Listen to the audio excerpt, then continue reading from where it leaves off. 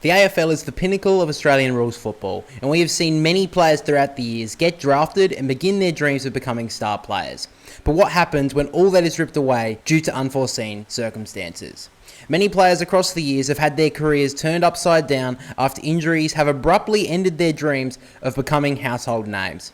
So today we're going to be taking a look at some players in AFL history who have had their careers ruined by injury. Now guys, make sure to let me know down below the first player that comes to mind when you're thinking of a person's career ruined by injury. And if you do enjoy this one, make sure to leave this video a like and subscribe to the channel as it helps out so much. But for now, let's get into the video. So first we'll cast our minds back to the 2010 draft, where at pick 57 the Sydney Swans picked up a tall Victorian prospect in Alex Johnson. Now, despite him being picked up later in the draft, Alex had a very good pre-season with Sydney, and it wouldn't take him long to get senior games for the club, as the newly appointed head coach in John Longmire was eager to get him in the side, and he debuted in round 3 of the 2011 season.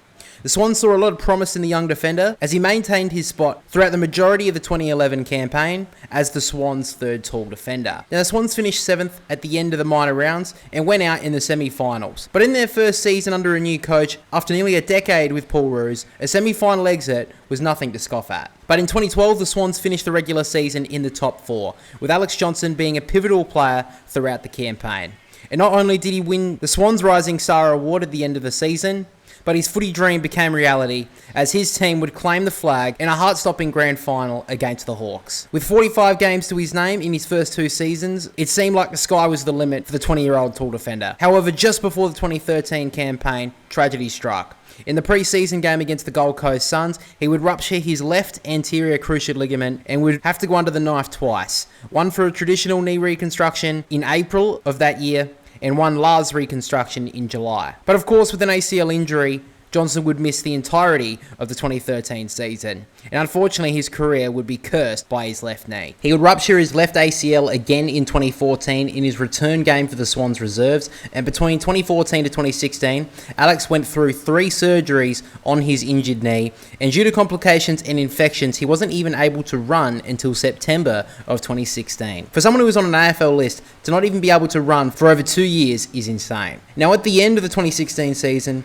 Alex would be delisted from Sydney, but would be redrafted on the rookie list to keep his AFL dreams alive. So Alex got to work and finally got his AFL career up and going once again. Now it took him until halfway through 2017 to finally get back on the footy field for the Swans reserves. This was the first time he pulled on a red and white jumper at any level in 3 years. Now he would play for the Swans NEAFL team for the remainder of the 2017 season in hopes that he could still have a life in the AFL. Now a delayed start to 2018 with a groin injury did hamper him on a return early for the Swans in the seniors. However, he did recover, and after 2,136 days on the sidelines, he made his return to AFL level in round 20 of 2018 against Collingwood, and the Swans won in a nail-biter by 2 points. It was a fairy tale return for Alex, but only 8 days later, his worst fears became reality. In round 21 of 2018 against Melbourne, Johnson was chasing after the Melbourne player and Jesse Hogan near the boundary line when Hogan turned and Johnson went to do the same. However, Johnson's knees twisted in the motion, and as he went to ground, you could see the agony on his face as he was clutching at his knee. I remember watching this game, and it seemed like a collective gasp in fear was felt around the MCG at the time. And only a few days later, his scans confirmed that Johnson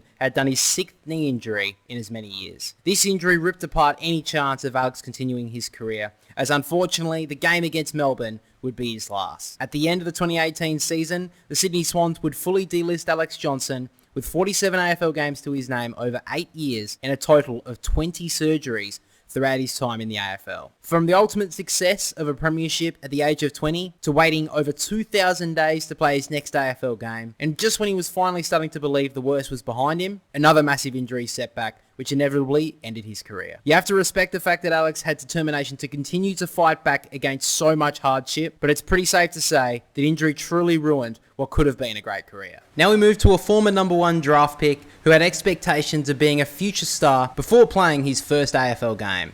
That man is Patrick McCartin. So like I said, Paddy was the pick of the bunch in the 2014 draft, with McCartin going at pick 1 to St Kilda. This was in front of players like Christian Petrarca and Jordan De Goey, so there was a lot of pressure on Paddy to get his AFL career starting strong. And it didn't take long to see the debut of the number 1 pick, as he would be a late inclusion to the Saints lineup in round 3 of 2015. Now Paddy didn't exactly light it up in his first outing with the Saints, finishing with just 9 disposals, 3 marks, and no impact on the scoreboard. Now he finished his first season with 6 games and 3 goals to his name.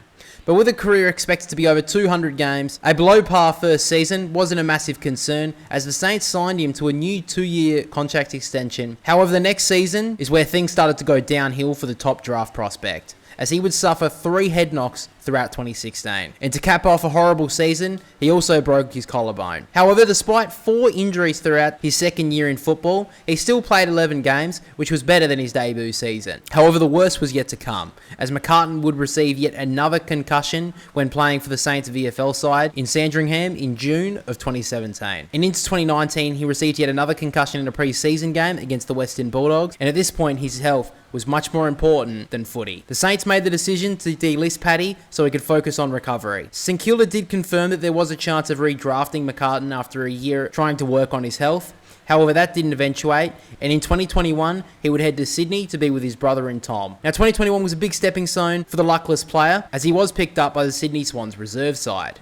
And after a wonderful season in the twos, in February of 2022, the Swans would sign Paddy McCartin as an SSP Category A rookie. His career seemed to breathe new life, and it didn't take long for Paddy to debut for his new team, as in round 1 of 2022 against the Giants, he would don the red and white jumper, and this accumulated to 1,351 days without Paddy McCartin being on an AFL field. But finally, this was his chance to get his career back to where he wanted. Now, McCartin had a great first season for the Sydney Swans. He played 24 games and played an instrumental role in getting Sydney to the grand final. Paddy finally had some continuity in his body, but with so many injuries in his past, it would take only one knock to end his career. And in round 4 of 2023's season against Port Adelaide, McCartin was tracking his opponent on the wing when his head hit the turf. It didn't look like much, but that's how dangerous head knocks can be. With Paddy's history being taken into account, he was ruled out of the game straight away, and in the months that followed, his career was called into question once again, as concussion symptoms were still affecting him from the head knock. And a few months after being ruled out for the remainder of the 2023 season, Paddy McCartin decided it was time to retire.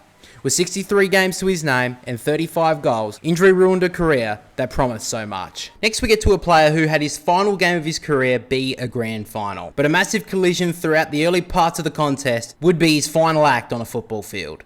That player is Nathan Murphy. Now, Nathan was selected at pick 39 in the 2017 draft by Collingwood, and it wouldn't take long for Murphy to pull on the famous black and white stripes, as he was selected to play in the inaugural AFLX preseason tournament. But he didn't make his AFL debut until round 22 of the 2018 campaign against Port Adelaide. Now, Murphy had 14 touches and 2 marks in his first outing, and he held his spot for the final round of the season, but he was dropped from the team in the 2018 final series. But with injuries and being further back in the pecking order for a spot in the senior lineup, Murphy would have to bide his time in the VFL, having to wait nearly 3 years for his third senior game. His first game back was in round 6 of 2021 against the Bombers, and once he got into the team, he would only miss 2 more games throughout the remainder of the campaign, and in 2022, he would play a total of 16 games. He was starting to become a mainstay in the back 50 for the Magpies. But it was the 2023 season that saw Nathan Murphy announce himself as one of the key players in the defensive half for the Pies. He played 24 games throughout the year and was one of the key reasons for Collingwood being one of the juggernauts throughout the year. Now, as most of you know, the Magpies made it to the 2023 Grand Final, and Nathan found himself involved in the game quite early. But when he collided with Brisbane Lion in Lincoln McCarthy in this massive knock, Nathan's Grand Final day was cut short. Now, he did return to the field to celebrate with his teammates after winning the premiership, but this would be the final time he would play AFL football. After consultations with the club, the AFL and medical professionals, Murphy would announce that he would be medically retiring from the game at the age of 24. Announce my retirement from AFL football after consulting with a lot of health professionals and the people around me who mean the most to me. I think this is the best decision for me right now and going forward in my future. So, after playing 57 games and suffering 10 concussions throughout his years in footy, it was the smart decision to step away from the game when he did. But the fact that he finally nailed down a spot in the team to then have it all taken away must have been seriously tough for the premiership player. However, the last player we'll be taking a look at in this video may have the worst story of them all, because at least the other players mentioned in this video actually got to play AFL games. But Aiden ODriscoll had his career ripped away from him before it even started. ODriscoll was drafted in 2023 to the Western Bulldogs at pick 55. When drafted, Aiden was seen as one of the best athletes in the draft pool, as he would claim first place in the 20-metre sprint at the draft combine, and he also finished in the top 10 for the 2K time trial. And Aiden's family was no stranger to the AFL landscape, as his older brother and sister were already established in both the AFL and AFLW for Fremantle's respective sides. However, just when he was starting out in the AFL, in the pre-season of 2024, an incident occurred that ended his career. In January of 2024, ODriscoll was involved in a serious collision at training when he clashed heads with teammate Bailey Williams. And even though this was ODriscoll's first ever concussion, this would be so significant that he was sent to the league's concussion panel after a series of tests, and it was recommended to Aiden to retire from the game that he loved in the interest of long-term health and well-being. Aiden ODriscoll never played an AFL game or a VFL game for the Dogs, and had to retire from the game that he loved due to one injury. Now, of course, he made the right decision for his longevity, and Aiden is now working with the Western Bulldogs Academy and is eager to explore career options in athletics. But to have your dream realised and taken away in the space of under 6 months is truly heartbreaking. But there we have it, guys. There's a few AFL players that have had their careers ruined by injury. So let me know if you want me to make a part 2 for this topic. Make sure to like and subscribe to this video if you did enjoy it. But for now, I'll catch you all in the next one.